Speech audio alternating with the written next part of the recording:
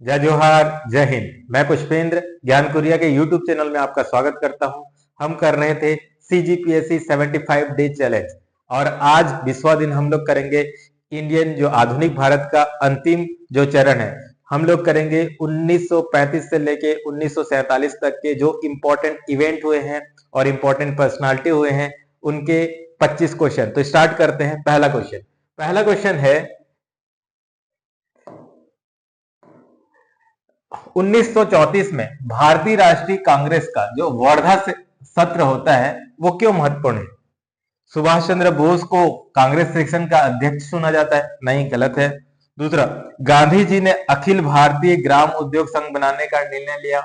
ठीक, ये बिल्कुल सही है। और पहली बार इंडियन नेशनल कांग्रेस का जो सेशन होता है किसी गांव में होता है और वहां पे गांव को विकास करने के रणनीति बनाते हैं। गांधी जी ने बुनियादी शिक्षा की अवधारणा प्रस्तुत की? नहीं, गलत है। और कांग्रेस ने पूर्ण स्वतंत्रता का प्रस्ताव पारित किया? ये भी गलत है। तो आंसर यहाँ पे क्या हो जाएगा? केवल बी। अगला प्रश्न हम लोग देखते हैं, वो है जो 1935 में भारत सरकार जो अधिनियम था, 1935 में भारत सरकार जो अधिनियम है उसमें एक जो महत्वपूर्ण बिंदु कौन सा था, क्यों है? इसने प्रांतों में द्वैत शासन की व्यवस्था को समाप्त कर दिया। दूसरा, इसने भारत के संघीय ढांचे की अवधारणा को प्रस्तुत किया जिसमें ऑल इंडिया जो फेडरेशन बनाएंगे एक यूनियन की तरह। तीसरा, इसने प्रांतीय स्तर पर द्विसदनीय विधानमंडल का प्रस्ताव रखा। चौथा, इन्होंने भारत को डोमिनियन स्टेशन प्रदान किया। ये गलत है बिल्कुल। और द्विसदनीय जो प्रांत में नहीं केंद्र में होता है, ये भी गलत है। तीसरा, इसमें द्वैत शासन को खत्म कर दिया गया। तो सही उत्तर क्या हो जाएगा? इसने एक ऑल इंडिया जो फेडरल सिस्टम की बात की और उसके अंदर में प्रांतीय व्यवस्था रहेंगी इसकी बात की। तो आंसर क्या हो जाएगा? इसमें भी बी हो जाएगा। अगला प्रश्न है कि जो 1935 भारत सरकार जो अधिनियम है उसमें कौन सा विशेषता जो पहले अधिनियम से थोड़ा सा अलग था?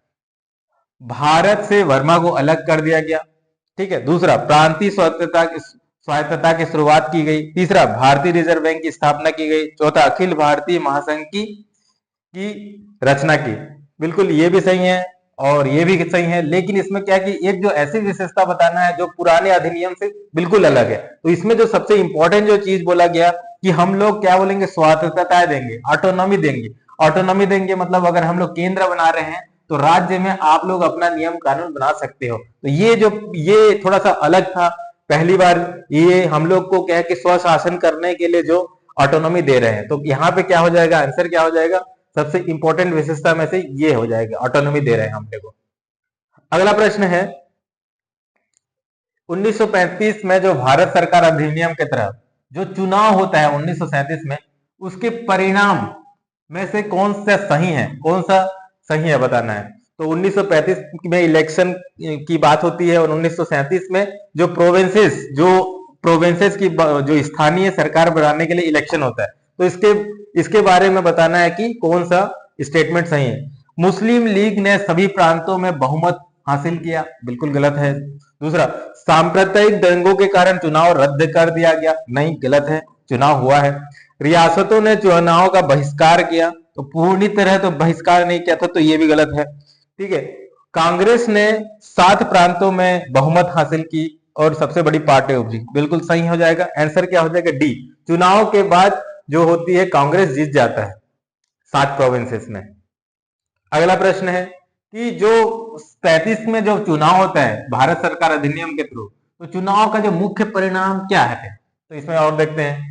कांग्रेस ने उन प्रांतों में मंत्रालय बनाने से इंकार कर दिया जहां उसने जीत हासिल की थी? नहीं भैया, तो बनाते हैं, सरकार बनाते हैं। दूसरा, मुस्लिम लीग अधिकांश प्रांत में अच्छा प्रदर्शन रहा? नहीं, यहाँ पे नहीं रहता है। ठीक है ना, 99% कांग्रेस को वोट देते हैं, तब जाके ये मुस्लिम लीग क्या करता है, जो मुस्लिम जो है कि धर्म का राजनीति जबरदस्त तरीके से खेलना शुरू करता है उसके बाद। तीसरा, सभी प्रांतों में संघीय ढांचे को स्वीकार कर लिया? ठीक है ना, सभी प्रांतों को। और चौथा, कांग्रेस और मुस्लिम लीग का गठबंधन की सरकार बनी? ये गलत हो जाएगा, सभी में नहीं बनती है सरकार गठबंधन की। तो जो जो इंपॉर्टेंट जो हो जाएगा, जो बी है ये सही हो जाएगा, क्योंकि जो मुस्लिम लीग का जो प्रदर्शन है विफल रही, अच्छी नहीं रहता। ठीक है, तो ये सही हो जाएगा, बाकी सब गलत है। अगला प्रश्न देखते हैं कि जो 1938 में जो हरिपुरा का जो आईएनसी का सेशन होता है उसमें अध्यक्षता किसने की थी? अध्यक्ष कौन थे? पहला जवाहरलाल नेहरू, दूसरा मौलाना अब्दुल कलाम आजाद, तीसरा वल्लभ भाई पटेल, चौथा सुभाष चंद्र बोस। तो आपको बताना है कि 1938 में जो हरिपुरा का जो सेशन था उसके अध्यक्ष कौन थे? तो इसके अध्यक्ष कौन थे? सुभाष चंद्र बोस जी थे। तो आंसर क्या हो जाएगा? सुभाष चंद्र बोस। अगला प्रश्न है कि जब 1939 में वर्ल्ड वॉर स्टार्ट होता है, विश्व युद्ध, तो कौन सी घटना है जो भारत को द्वितीय विश्व युद्ध में भागीदारी बनाने में मजबूर कर देता है या प्रेरित नहीं, मजबूर कर देता है? पहला जापान का पर्ल हार्बर पे हमला, ये गलत हो जाएगा। जापान का पर्ल हार्बर पे हमला करने के बाद कौन? अमेरिका, यूएसए क्या आ जाता है? वर्ल्ड वॉर 2 का पार्ट बन जाता है। जर्मनी का पोलैंड पे आक्रमण नहीं है। तीसरा ब्रिटिश का जर्मनी के खिलाफ युद्ध की घोषणा करना, ये बिल्कुल सही है। ब्रिटिश जर्मनी के खिलाफ युद्ध की घोषणा कर देता है। जर्मनी का जो चांसलर रहता है वो हिटलर रहता है। तो जो ब्रिटेन के जो प्राइम मिनिस्टर थे चर्चिल घोषित कर देते हैं। तो उसके बाद भारत क्या होता है? ब्रिटेन का एक हिस्सा रहता है, तो जबरदस्ती भारत को भी इस क्या बोलते हैं वर्ल्ड वॉर में पार्टिसिपेट करना पड़ता है। ठीक है, तो आंसर क्या हो जाएगा? सी। अगला प्रश्न है 1938 में, ठीक है, सुभाष चंद्र बोस जी रहते हैं आईएनसी का प्रेसिडेंट। उसके बाद 1938 में त्रिपुरी सेशन में क्या होता है? ठीक है ना, ये बताना है। अगले साल के चुनाव में क्या होता है? गांधी के साथ मतभेद के बाद सुभाष चंद्र बोस ने आईएनसी का पद इस्तीफा दे दिया। दूसरा, फॉरवर्ड ब्लॉक का औपचारिक गठन इसी सत्र में हुआ, जो सुभाष चंद्र बोस जी ने जो फॉरवर्ड ब्लॉक बनाया था। ठीक है, बिल्कुल ये गलत है। तीसरा, गांधी ने सुभाष चंद्र बोस के नेतृत्व को समर्थन की घोषणा की थी, नहीं, बिल्कुल गलत है। इसी सेशन में तो गांधी और सुभाष चंद्र जी का वैचारिक मतभेद स्टार्ट हो जाता है। ठीक है, तो ये गलत हो जाएगा। चौथा, कांग्रेस ने ब्रिटेन के युद्ध प्रयासों का समर्थन करने का निर्णय लिया, नहीं, बिल्कुल गलत है। तो यहाँ पे ही गांधी और किसका? सुभाष चंद्र बोस के बीच, दोनों के बीच में वैचारिक मतभेद होता है। और गांधी नहीं चाहते थे कि जो सुभाष चंद्र बोस के तरीके से आईएनसी चले। तो फिर बाद में सुभाष चंद्र बोस जी को लगता है कि अगर गांधी ही नहीं रहेगा तो क्या है कि इतना बड़ा संगठन को कैसे करके हम लोग एकीकृत कर पाएंगे। तो उसके बाद सुभाष चंद्र बोस जी क्या करते हैं? इस्तीफा दे देते हैं। ठीक है, और उसके बाद उसके बाद कुछ महीने के बाद वो बनाते हैं क्या? फॉरवर्ड ब्लॉक बनाते हैं। ठीक है, तो आंसर क्या हो जाएगा? ए सही हो जाएगा। सुभाष चंद्र बोस जी इस्तीफा दे देते हैं कांग्रेस से, प्रेसिडेंट से। अगला प्रश्न कि द्वितीय विश्व युद्ध में भारत की भागीदारी पर प्रमुख नेताओं की क्या प्रक्रिया थी? कौन से नेताओं की क्या प्रक्रिया थी? पहला, सुभाष चंद्र बोस ने ब्रिटिश युद्ध प्रयासों का विरोध किया और ध्रुवी शक्ति का समर्थन किया। दूसरा, जवाहरलाल नेहरू ने ब्रिटिश साम्राज्य की आलोचना की लेकिन फांसीवाद का विरोध किया। तीसरा, गांधी ने स्वतंत्रता के बदले अहिंसात्मक समर्थन देने का प्रस्ताव रखा। चौथा, कांग्रेस ने विश्व युद्ध प्रयासों में पूर्ण समर्थन किया। बिल्कुल पूर्ण समर्थन नहीं करते हैं, हमको पता चलेगा कि नेक्स्ट में उनका रिएक्शन क्या रहता है अगला क्वेश्चन में। ठीक है, अहिंसात्मक, कोई अहिंसात्मक, यहाँ पे वॉर चल रहा है भाई। ठीक है, उसके बाद सुभाष चंद्र बोस विरोध नहीं किया। ठीक है ना, तो जो यहाँ पे सही उत्तर हो जाएगा जवाहरलाल नेहरू। जवाहरलाल नेहरू, सुभाष चंद्र बोस जी का कहना रहता था कि वर्ल्ड वॉर हो रहा है, आप इस टाइम का फायदा उठाओ। ठीक है ना, ये था। गांधी का बोलने का मतलब था नहीं, हम लोग को क्या है कि नहीं करना है वायलेंस और वॉर में, वो नहीं करना है। और अभी ब्रिटिश सरकार को हम लोग को आइडियोलॉजिकल समर्थन देने की बात है, इस टाइप का बात बोल रहे थे। लेकिन यहाँ पे होता है डिप्लोमेट कौन बन जाता है? नेहरू बन जाता है। जवाहरलाल नेहरू बोलता है कि हम तो निंदा करते हैं जो इसका साम्राज्यवादी नीति है जिसके कारण हम लोग को कॉलोनी बने हैं, लेकिन मैं उतना ही विरोध किसका? फांसीवाद का कर रहा हूँ, जो हिटलर ने कर रहे हैं। हिटलर ने जो फांसीवाद कर रहे हैं उसका भी विरोध करता हूँ। तो यही पॉइंट था जब गांधी को लगता है कि मेरा वारिस मिल गया, और गांधी ने नेहरू को अपना वारिस पॉलिटिकली बना देता है। ठीक है, तो ये आंसर क्या हो जाएगा? बी हो जाएगा। अगला प्रश्न है कि ब्रिटेन द्वारा भारत को द्वितीय विश्व युद्ध में एक तरफा शामिल करने पर भारतीय राष्ट्रीय कांग्रेस का क्या प्रतिक्रिया थी। ठीक है, ब्रिटेन के युद्ध के प्रयासों का बिना शर्त समर्थन कर दिया। कोई भाई क्यों करेगा, वर्ल्ड वॉर हो रहा है, सिंपल सा शर्त रखेंगे, हमको आजादी दोगे तभी हम लोग क्या करेंगे, समर्थन करेंगे। दूसरा, विरोध में प्रांतीय में जो मंत्रियों थे इन्होंने इस्तीफा दे दिया। बिल्कुल सही है कि जितने भी जो आईएनसी के जो जितना भी प्रोविंस में इलेक्शन करके गए थे उन्होंने सबने क्या कर दिया, इस्तीफा दे दिया। हमारी क्या, हमको क्यों चुने हो भैया, अगर हमको तुम डिसीजन लेने में हिस्सेदारी नहीं बना पा रहे हो तो ये सही हो जाएगा। तीसरा, ब्रिटेन के साथ पूर्ण हिस्सा की घोषणा नहीं, बिल्कुल गलत है।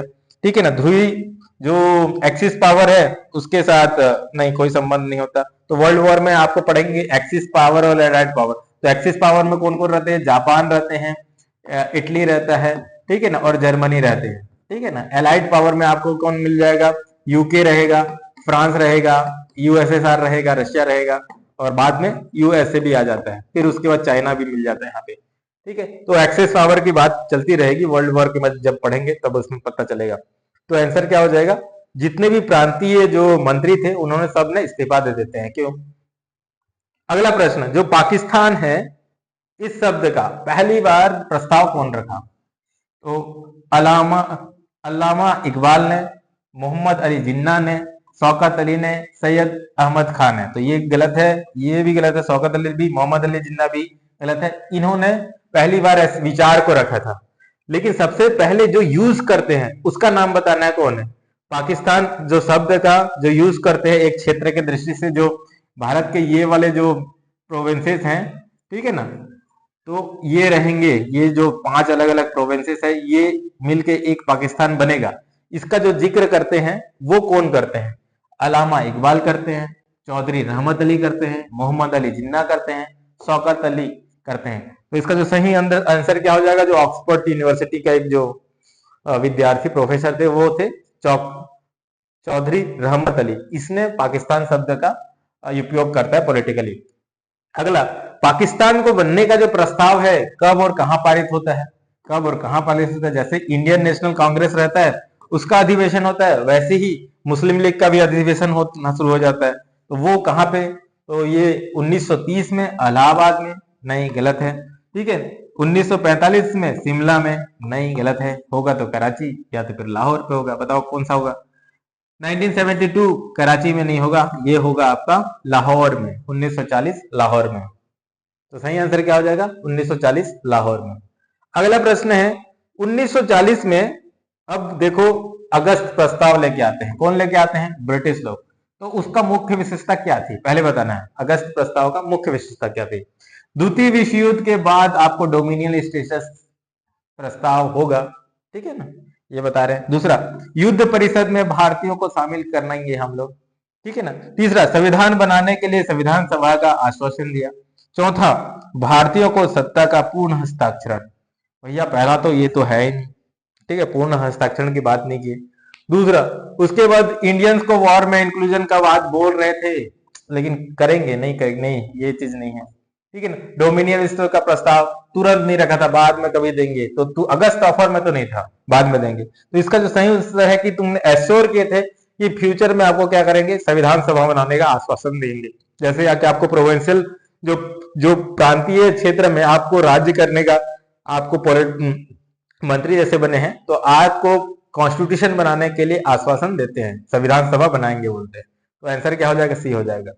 अगला प्रश्न, अब क्या होता है कि गांधी क्या करता है कि इंडिविजुअल सत्याग्रह करता है, ठीक है ना, ये वॉर को मैं नहीं चाहता बोल के। तो 1940 में वो व्यक्तिगत सत्याग्रह शुरू करता है, मैं अकेला तो इसका विरोध कर रहा हूं, तो मैं इसको किसी को साथ में लेके नहीं जाना चाहता, तो वो इसको व्यक्तिगत सत्याग्रह बोलते हैं।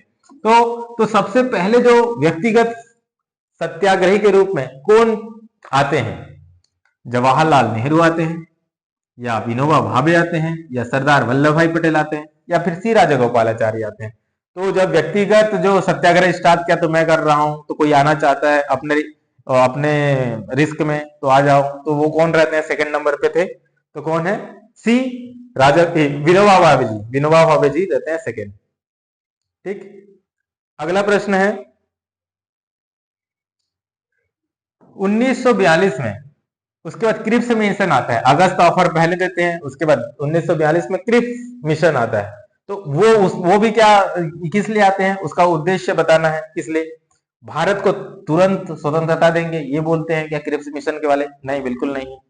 ब्रिटिश युद्ध प्रयास के लिए भारतीय का समर्थन प्राप्त करना चाहते, बिल्कुल हो सकते हैं। तीसरा, भारत के विभाजन का प्रस्ताव लेके आते हैं, नहीं भाई, क्रिप्स मिशन वाले नहीं लाते। विभाजन का प्रस्ताव मतलब इंडिया और पाकिस्तान नया बनाना। To establish the dominion state, स्थापना करने की बात करते हैं, नहीं करते ये। ठीक है, ये क्या बोलते हैं कि अगस्त ऑफर में तो हम लोग ने माने नहीं, उसके बाद क्या बोलते हैं, एक क्रिप्स मिशन के थ्रू आते हैं और बोलते हैं कि हम हमारे युद्ध में भारतीय का जो समर्थन, आप लोग का समर्थन चाहिए, उसके लिए ये मुख्य उद्देश्य था, उसलिए आए रहते हैं।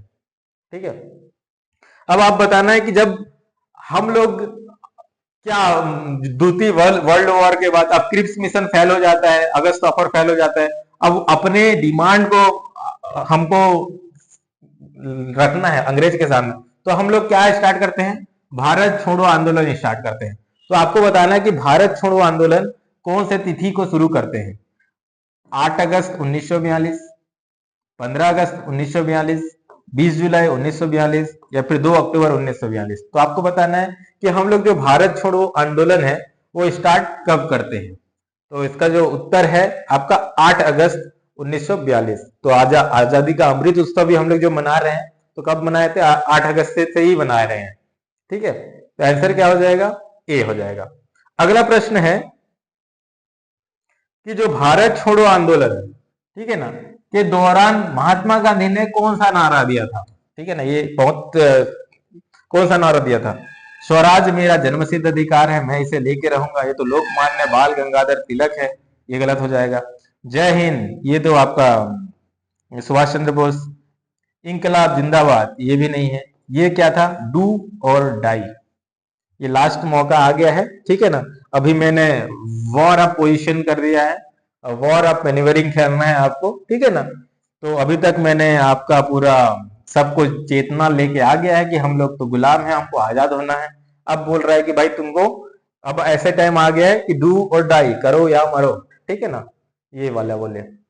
अगला प्रश्न है, ये है कि जो भारत छोड़ो आंदोलन को अक्सर हम लोग नेतृहीन आंदोलन बोला जाता है, यानी कि लीडरलेस मूवमेंट। ऐसा क्यों बोला जाता है? कि कोई इस आंदोलन का कोई लीडर नहीं था, कोई फेस नहीं था। ठीक है, यह पूरी तरह से स्पॉन्टेनियस हुआ था, बिना किसी योजना से। बिल्कुल गलत है, ये योजना तो बनाए थे। ठीक, दूसरा, गांधी ने इस आंदोलन का नेतृत्व किया? नहीं भाई, गांधी को इस आंदोलन का नेतृत्व नहीं कर पाते, करना तो चाहते थे, बोले भी रहते हैं, ठीक है ना, स्टार्ट भी कर देते हैं, लेकिन आगे क्या होता है आपको पता चलेगा। कांग्रेस पार्टी की ओर से कोई केंद्रित नेतृत्व नहीं था, ऐसा नहीं है नेतृत्व नहीं था, ठीक है ना। असल में होता क्या है कि आंदोलन शुरू होने से पहले ही अधिकांश जो नेता है उसको गिरफ्तार कर दिया जाता है। इसी कारण हम लोग इसको नेतृत्वहीन बोलते हैं कि लीडरलेस मूवमेंट।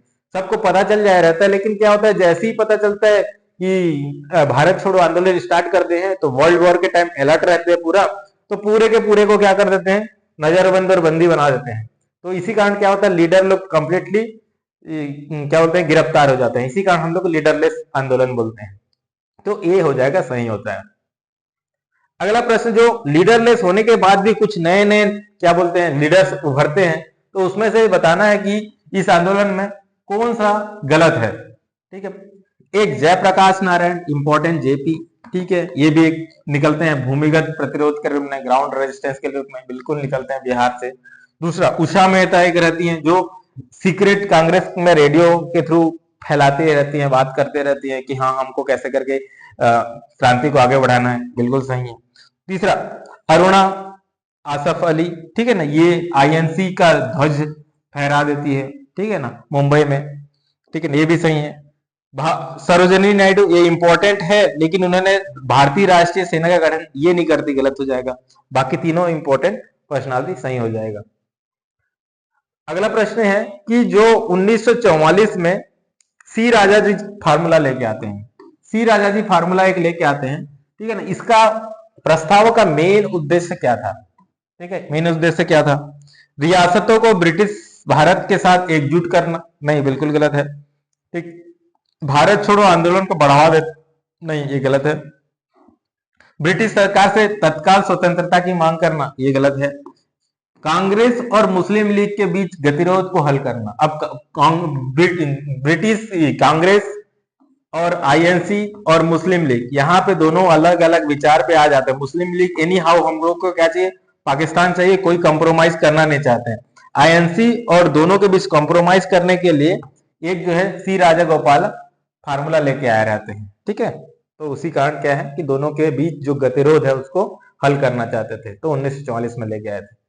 अगला प्रश्न है 1945 में। 1945 में और एक मुहिम होता है, ठीक है, कि देसाई लियाकत समझौते की बात होती है। इसका मुख्य उद्देश्य क्या था, ठीक है, लियाकत और देसाई, ठीक। ये होता है द्वितीय विश्व युद्ध के दौरान ब्रिटिश नीतियों का विरोध करना, नहीं ये नहीं होता, मुख्य उद्देश्य नहीं है, ठीक है। भारत छोड़ो आंदोलन की शर्तों के अंतिम रूप देना, नहीं ये भी मुख्य उद्देश्य नहीं है। भारत को तत्काल विभाजन की मांग कर देना, नहीं गलत। ये भी और एक साल बाद फिर से कांग्रेस और मुस्लिम लीग के लिए समान प्रतिनिधित्व के साथ एक अंतरिम सरकार बनाना था, ठीक है ना। तो देसाई लियाकत पैक्ट में क्या बोले कि हाँ भैया मुस्लिम लीग और आईएनसी दोनों के जो नेता हैं वो लोग मिलेंगे और एक अंतरिम सरकार बनाएंगे। तो ये जो पैक्ट था 1945 में देसाई लियाकत समझौता कहलाता है। तो ऑप्शन हो जाएगा ए सही हो जाएगा। अगला प्रश्न है कि जो 1945 में एक वेवेल की योजना लेके आते हैं, वेवेल योजना लेते हैं, उसकी मुख्य विशेषता बताना, ठीक है ना। भारत को तत्काल स्वतंत्रता प्रदान करना था इस योजना के हिसाब से, नहीं भाई नहीं है, ये तो पीछे खिसकते रहते हैं। भारत को दो अलग अलग राष्ट्रों में विभाजित करना, ठीक है, ये भी नहीं है, माउंटबेटन प्लान है, ठीक है। संविधान सभा के लिए प्रत्यक्ष चुनाव का शुरुआत कराना। दूसरा लास्ट, हिंदू और मुस्लिमों के लिए समान प्रतिनिधित्व के साथ एक नई कार्यकाली परिषद का गठन करना। तो इसका जो सही उत्तर हो जाएगा डी हो जाएगा कि दोनों के लिए, अब दोनों जो मुस्लिम लीग है और हिंदू जो आईएनसी है, दोनों भाई दोनों एक समान प्रतिनिधित्व के एक परिषद बनाते हैं, उसके बारे में बात हो रही थी वेवेल की, ठीक। अगला प्रश्न है कि जो इंपॉर्टेंट, अब जो 1939 के बाद जो गांधी और सुभाष बाबू के बीच में विरोध, आइडियोलॉजिकली डिफरेंस के बाद ये फॉरवर्ड ब्लॉक चले जाते हैं। उसके बाद क्या करते हैं, उसके ऊपर क्वेश्चन है। तो भारतीय राष्ट्रीय कांग्रेस, भारतीय राष्ट्रीय सेना आईएनए के बारे में कौन सा कथन गलत है, फिर आपको देखेंगे तो इसमें पता चलेगा कि सुभाष चंद्र बोस आईएनए को पुनर्गठन करते हैं और गांधी को राष्ट्रपिता कहते हैं, बिल्कुल सही है। उसके बाद क्या बोलते हैं, आईएनए को संभालते हैं। लेकिन आईएनए की शुरुआत 1942 में मोहन सिंह के नेतृत्व में हुई, ये भी सही है। तीसरा, आईएनए ने इंडियन नेशनल आर्मी ने ब्रिटिश से मणिपुर पर कब्जा कर दिया, तो यहाँ पे कब्जा नहीं कर पाते, ये वहां पे हम लोग जीत नहीं पाते, ये गलत हो जाएगा, ठीक है ना। और आईएनए ने द्वितीय विश्व युद्ध में एक्सिस पावर, जो एक्सिस पावर थे जिसमें जापान एक था, जर्मनी था, तो हम लोग ने जापान के साथ यहाँ पे मिलके वॉर में साथ में थोड़े लड़े थे, लेकिन वो अपने क्या बोलते हैं इंटरेस्ट के लिए लड़े थे। तो आंसर क्या हो जाएगा, ये गलत स्टेटमेंट हो जाएगा, हम लोग ने कब्जा नहीं कर पाया था मणिपुर को, ठीक है। तो लास्ट क्वेश्चन है ये, 1946 में कैबिनेट मिशन आया था उसके बाद, ठीक है। 1945 में क्या होता है, 1945 में वर्ल्ड वॉर खत्म हो जाता है, ठीक है ना, वर्ल्ड वॉर खत्म हो जाता है, एंड हो जाता है। कैसे एंड हो जाता है, जो यूएसए है वो न्यूक्लियर वेपन डाल देता है हिरोशिमा नागासाकी में, जापान सरेंडर कर देता है, इधर हिटलर अपना आप को सुसाइड कर देता है, ठीक है ना, तो ये खत्म हो जाता है। तो 1946 में अगले साल लेके आता है कैबिनेट मिशन लेके आते हैं, तो उसमें कौन सा सिफारिश नहीं थी बताना है, ठीक है। पहला, संविधान सभा का गठन, ठीक है, था।